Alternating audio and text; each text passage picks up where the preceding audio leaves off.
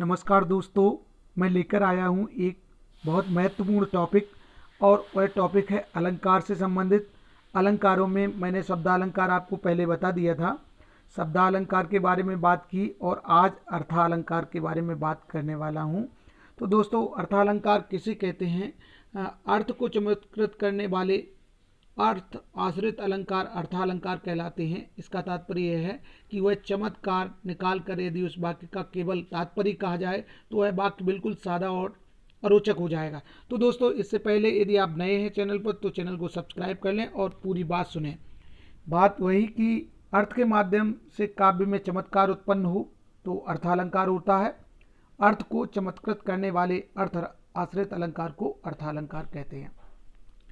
साथियों, मैं आपको बताता चलूं कि अलंकार उस तरह से काव्य की शोभा बढ़ाते हैं जैसे किसी स्त्री को आभूषण पहना देते हैं तो उसका सौंदर्य निखर जाता है। ठीक इसी तरह काव्य में भी अलंकार सौंदर्य बढ़ाने का काम करते हैं।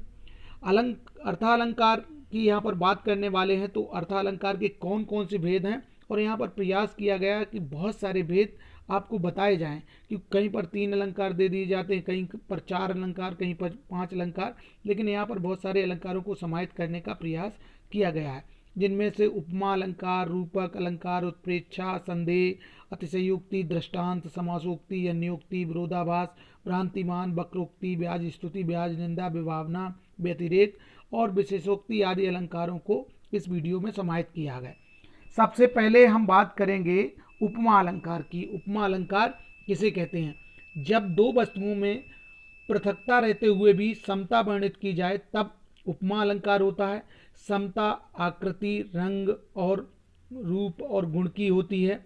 वर्णन करने में जिसकी मुख्यतः हो अथवा जिसकी तुलना की जाती है उसे उपमेय कहते हैं, और जिससे समता दें उसे उपमान कहते हैं।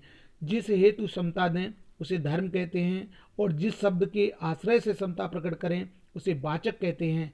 ज्यों जैसे, जिमि, सो, तुल्य, तुल, सम, सदृश, सरिम आदि उपमावाचक शब्द हैं। यहाँ पर उदाहरण देख सकते हैं, बात और स्पष्ट हो जाएगी। बंदी कोमल कमल से जग जननी के पाए। इसमें मुख्य तात्पर्य है जन जननी अर्थात देवी पार्वती के चरणों के वर्णन से है, इसलिए पाए शब्द उपमेय है, कमल उपमान है, कोमल धर्म है, और से जो शब्द आया है वह वाचक है। उपमा के 2 भेद भी होते हैं, एक पूर्णो उपमा और लुप्तो उपमा। कई बार पूछ दिए जाते हैं उपमा के कितने भेद होते हैं, तो हमें ध्यान रखना है कौन कौन से भेद होते हैं। अब बात करते हैं रूपक अलंकार के बारे में। काव्य में जहाँ उपमेय और उपमान दोनों में एक रूपता हो जाए, अभी हमने उपमेय और उपमान के बारे में बता दिया था पूर्व में, तो जहाँ उपमेय और उपमान दोनों में एक रूपता हो जाए रूपक अलंकार कहलाता है। दूसरे शब्दों में कहें, उपमेय और उपमान के निषेध रहित आरोप को रूपक अलंकार कहते हैं। उदाहरण दे देंगे तो बात और स्पष्ट हो जाएगी। श्री गुरु चरण सरोज रज, निज मन मुकुट सुधार, बरनहु रघुबर विमल जो, दायक फल चार। यहाँ पर कवि ने चरण सरोज और मन मुकुट में एक रूपता हो जाने से एक रूपता प्रकट की है। तो यहाँ पर जब एक रूपता प्रकट हो गई तो समझ लीजिए यहाँ पर रूपक अलंकार है। एक बार फिर से देख लें, ये श्री गुरु चरण सरोज रज, निज मन मुकुट सुधारे, बरनहु रघुबर विमल जो, दायक फल चारे। इसमें जो चरण सरोज और मन मुकुट में एक रूपता है, इसलिए यहाँ पर रूपक अलंकार है। अब बात करेंगे उत्प्रेक्षा अलंकार के बारे में। उत्प्रेक्षा अलंकार क्या? जहाँ पर कल्पना के माध्यम से उपमेय का उपमान कल्पित कर लिया जाए, वहाँ उत्प्रेक्षा अलंकार होता है। और इसको पहचानने में कई बार पूछ लिया जाता है परीक्षाओं में, विशेषकर प्रतियोगी परीक्षाओं में, कि कैसे पहचानो कि उत्प्रेक्षा अलंकार है क्या। तो इसमें मन मानी, जनु जानो, जाहू माहू और जनऊ वाचक शब्द का प्रयोग होता है। कितो कितो शब्द भी आते हैं। इस तरह यहाँ पर उत्प्रेक्षा अलंकार हो जाता है और हम पहचान सकते हैं। अब उदाहरण जो देखेंगे, सोहत ओढ़े पीतपट, श्याम सलोने गात, मनहु नील मणिशैल पर, आतप पर्यो प्रभात। यहाँ पर श्याम अर्थात श्री कृष्ण के सौंदर्य की बात की गई है। और यहाँ पर श्री कृष्ण के पीताम्बर ओढ़कर सोने में नीलमणि पर्वत पर प्रभात सूर्य की किरणें पड़ने की कल्पना की गई है। सिर्फ कल्पना की गई है। यहाँ पर श्री कृष्ण के पीताम्बर ओढ़कर सोने में नीलमणि पर्वत पर प्रभात सूर्य की किरणें पड़ने की कल्पना की गई, अर्थात यहाँ पर उत्प्रेक्षा अलंकार है। उत्प्रेक्षा के 3 भेद होते हैं, याद रखने वाली है। वस्तु उत्प्रेक्षा, हेतु उत्प्रेक्षा और फलोत्प्रेक्षा। इस तरह से 3 भेद होते हैं, ये भी परीक्षाओं में पूछे जाते हैं। अब बात करेंगे संदेह अलंकार की। संदेह जैसा कि नाम से स्पष्ट है, जहाँ पर वस्तुओं की समानता के कारण संदेह बना रहे वहाँ पर संदेह अलंकार होता है। संदेह में अनिश्चय की अवस्था होती है, अनिश्चय बना रहता है। उदाहरण देखें, और उदाहरण बहुत प्रसिद्ध है, महाभारत की घटना, जब द्रौपदी का चीरहरण होता है, वहाँ की घटना है। और कौरव दल के लोग क्या सोचते हैं, सारी बीच नारी है कि नारी बीच सारी है, कि सारी ही की नारी है कि नारी ही की सारी है। यहाँ पर ये संदेह बना हुआ है कि सारी के बीच में स्त्री है या स्त्री के बीच में सारी है या सारी के बीच में स्त्री है, मतलब संदेह बना हुआ है। तो यहाँ पर नारी और सारी के मध्य बराबर संदेह बना हुआ है, तो यहाँ संदेह अलंकार है। अतिशयोक्ति अलंकार, जहाँ किसी वस्तु का अधिक बढ़ चढ़ कर वर्णन किया जाए वहाँ अतिशयोक्ति अलंकार होता है। और वर्णन भी ऐसा जहाँ लोक सीमा का उल्लंघन प्रतीत होने लग जाए, मतलब ऐसा लगने लग जाए ऐसा संभव है ही नहीं, तो वहाँ पर अतिशयोक्ति अलंकार होता है। बहुत बड़ा चढ़ा के वर्णन किया जाए। उदाहरण देखें, हनुमान की पूंछ में लग न पाई आग, लंका सारी जल गई, गए निशाचर भाग। यहाँ पर देखें तो हनुमान जी की पूंछ में आग ना लगने पर भी लंका जल गई, और लंका सिगरी जल गई, गए निशाचर भाग, और राक्षस भाग भी गए। ये वर्णन ऐसा लगता है बहुत बड़ा चढ़ाकर किया गया है, क्योंकि आग लगी तभी लंका जली। यहाँ पर अतिशयोक्त वर्णन है। इस तरह के वर्णन को अतिशयोक्त अलंकार के अंतर्गत हम मानते हैं। हनुमान जी की पूंछ में आग नहीं लगी लेकिन लंका जल गई, तो अतिशयोक्त वर्णन है। अब है दृष्टांत अलंकार, जहाँ उपमेय और उपमान के पृथक पृथक धर्म हो लेकिन उनमें बिंब प्रतिबिंब भाव हो। बिंब प्रतिबिंब भाव हो, वहाँ पर दृष्टांत अलंकार होता है। इसमें वाचक शब्द व्यक्त नहीं होता है। उदाहरण यदि देखेंगे तो स्पष्ट हो जाएगा। इससे पहले एक बार परिभाषा देख लें। जहाँ उपमेय और उपमान के पृथक पृथक धर्म हो लेकिन उनमें बिंब प्रतिबिंब भाव हो, दृष्टांत अलंकार होता है। इसमें वाचक शब्द व्यक्त नहीं होता। पगी प्रेम नंदलाल के हमें न भावत जोग, मधुपराज पद पाय के भीख न मोगत लोग। ये उदाहरण है। इसमें उपमेय अर्थात गोपियाँ और उपमान अर्थात लोग के अलग अलग धर्म हैं और उनमें बिंब प्रतिबिंब भाव हैं, वाचक शब्द लुप्त हैं। यहाँ पर दृष्टांत अलंकार है। पगी प्रेम नंदलाल के हमें न भावत जोग, मधुपराज पद पाय के भीख न मांगत लोग। ये हुआ दृष्टांत अलंकार। अब बात करेंगे समासोक्ति अलंकार।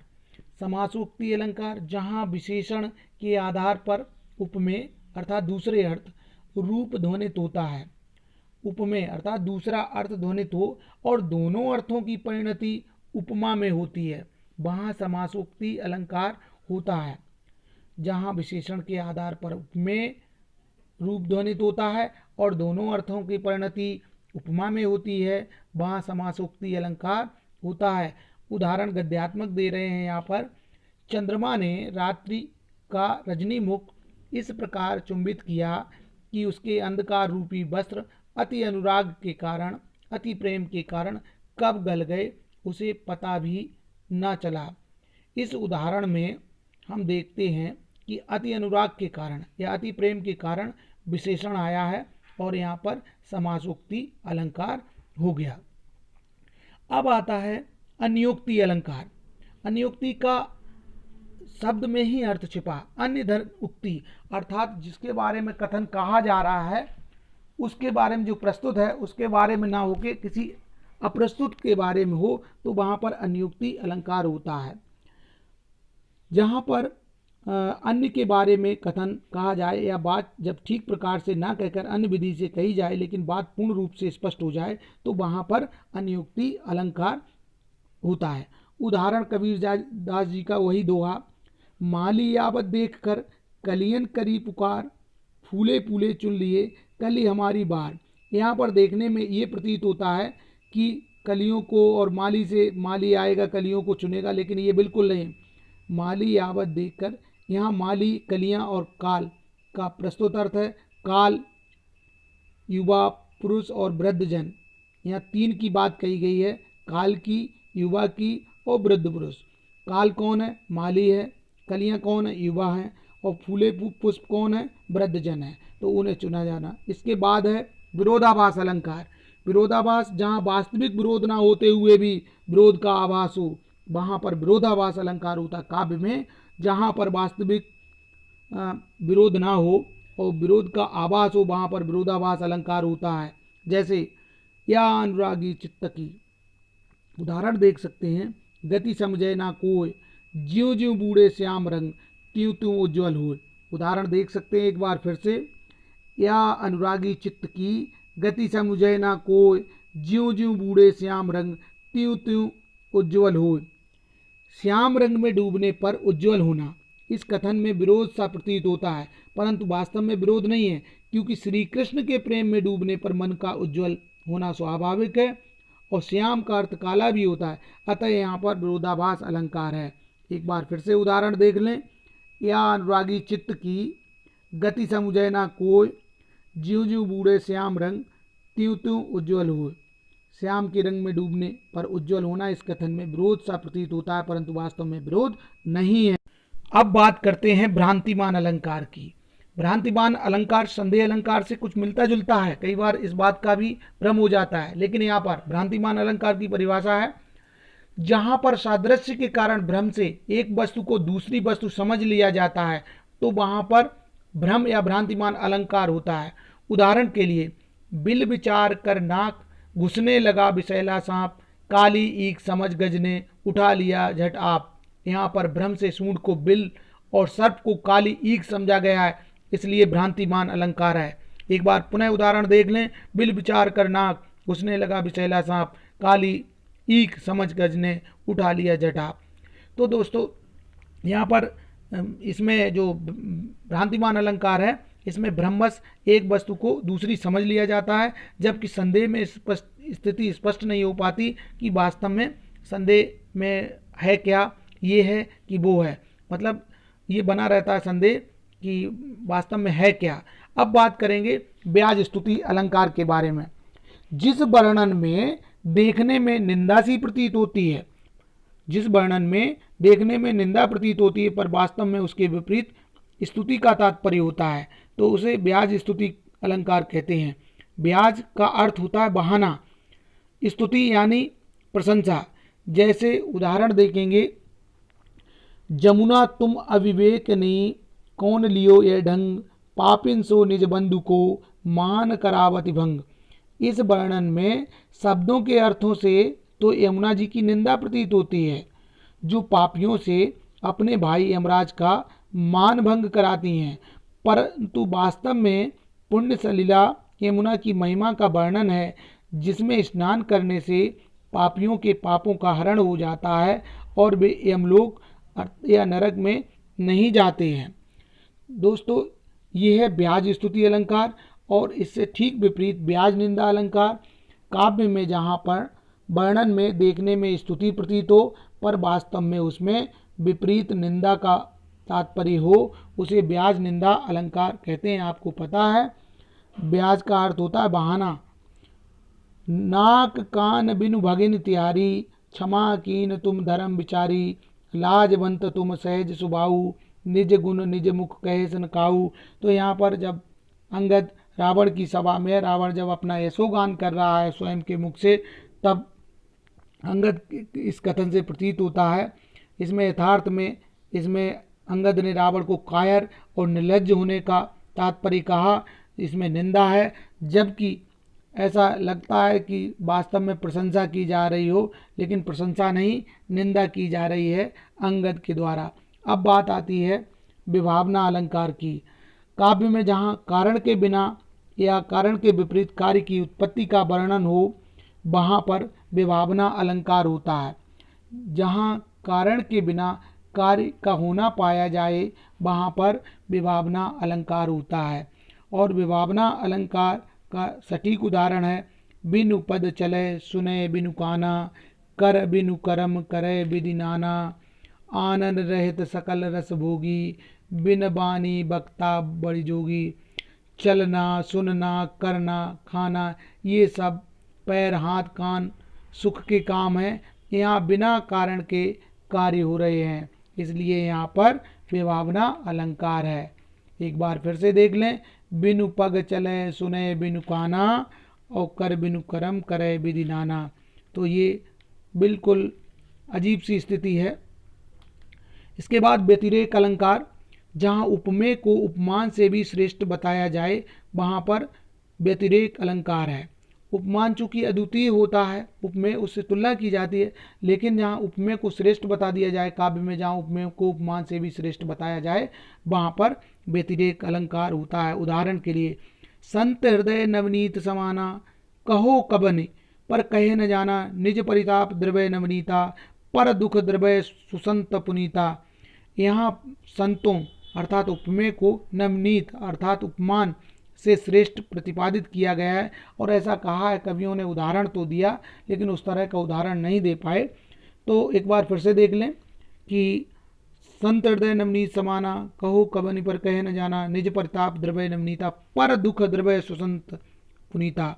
अब बात करते हैं विशेषोक्ति अलंकार के बारे में। जहाँ कारण के उपस्थित होने पर भी कार्य नहीं होता है वहाँ पर विशेषोक्ति अलंकार होता है। काव्य में जहाँ पर कारण उपस्थित होने पर भी कार्य नहीं होता वहाँ पर विशेषोक्ति अलंकार होता है। उदाहरण के लिए, अब छूटता नहीं छुड़ाए रंग गया हृदय है ऐसा, आंसू से धुला निखरता यह सब रंग अनोखा कैसा। तो यहाँ पर विशेषोक्ति अलंकार है। वीडियो देखने के लिए धन्यवाद। कृपया चैनल को सब्सक्राइब भी करें।